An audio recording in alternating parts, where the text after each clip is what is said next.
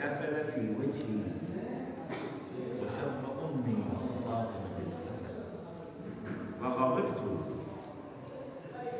فلم أقتله لغضبي، قمت وذهبت من هنا إلى هنا إلى هنا حتى زال الغضب مني، فرجعت وقطعت رأسه لله.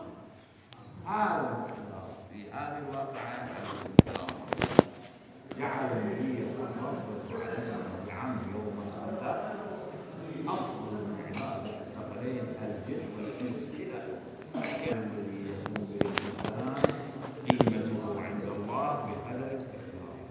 أنتم أيها الأساتذة الكرام عليكم السلام، إذا كان في عملكم هذا فهو عمل جليل، وإن كان الإنسان لما ينظر يقول هذا عمل بسيط يعلمون الصراط، ولكن ماذا تعلمون؟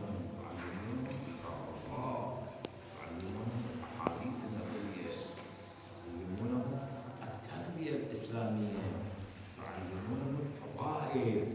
هذا قيمته عند الله لا يقابل بشيء.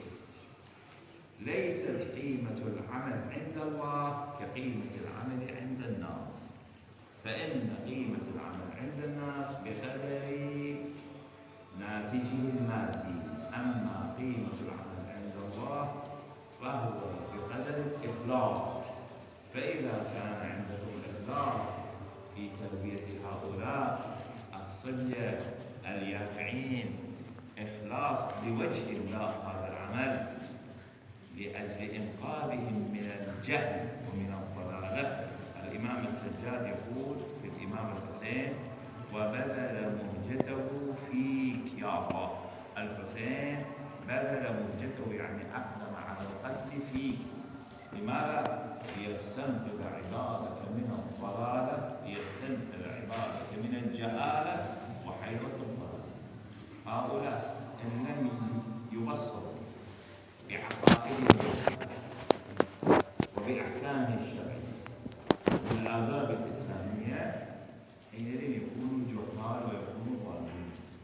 والحسين السجاد يقول الحسين: وبذل مهجته فيك يا رب العالمين حيرة الضلال، الضلال والتردد وعدم التمسك بالفضائل. هذا هو الذي يجعل الإنسان ينحدر إلى الرذيلة وتكون نتيجته الخسران.